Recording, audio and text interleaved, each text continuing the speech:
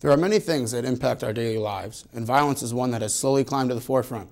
Reporter Ugochukwu Onuanta has more on the story.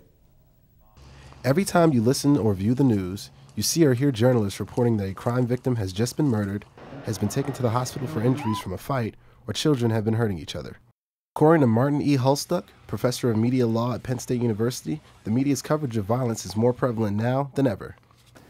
The amount of crime reportage on TV has easily tripled or quadrupled, maybe even quintupled. Is our society really that violent? Our researchers believe that the United States is not more violent than any other nation. Richard Felson is a professor of crime, law, justice, and sociology at Penn State University.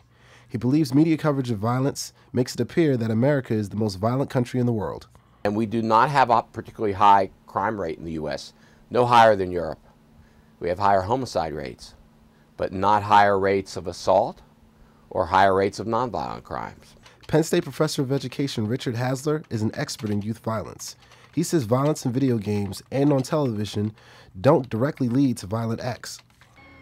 But he says it does cause some individuals to view violent acts in different manners. Professor Hasler agrees with other experts that the media portrays America as more violent than it really is.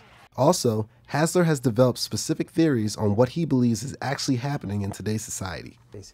Now, if you look on the TV news, it would look like just got percentages, 85, 90% of everything that's happening is about violence.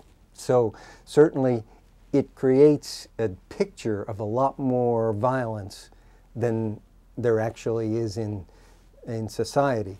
Instead of people settling their disagreements with fistfights, they're using guns and knives. And he says those types of crimes are appealing to the American public. So naturally, media outlets are going to cover these types of crimes to boost ratings. According to Brian D. Baker, security consultant and Penn State University lecturer, violence dominates media coverage.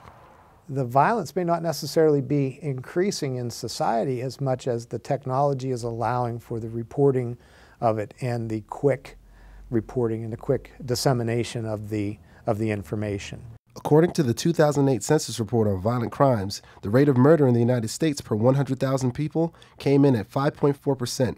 That's the lowest number in 7 years. The number of reported rape is 29.3%, the lowest such number since 1980. And finally, the number of aggravated assaults was reported at 275 per 100,000 people. This also was the lowest number since 1980.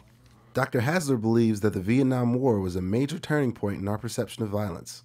If you went back to the 50s, and even before the Vietnam War, if you went back to before the Vietnam War, if any kind of violence like what we see in virtually any show you put on now was back then, people would be mortified. There'd be a huge hue and cry. But there's been so much of it over the years that we've become more accustomed to violence occurring. Dr. Hulstuck believes this assessment is spot on. I think that was a very keen insight. I think that was a very keen insight because the American public had never seen live depictions of violence. Depictions of violence on TV are not the only influences on violent behavior in our culture.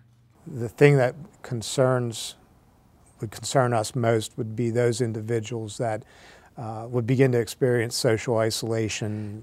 Here's what you don't hear. Here's his best friend talking about him. He didn't have any best friend. Research into violent content in television, movies, and now the internet has been around since the inception of television in American culture. Some researchers agree it has been wrought with conflicting or inconclusive findings on the societal impact. For Center Focus, I'm Ugochukwu Onuanta. Even though the perception of violence is on the rise in our country, our investigation showed that the actual rate of violent crime in America is not increasing. For Center Focus, I'm Luca Viglione.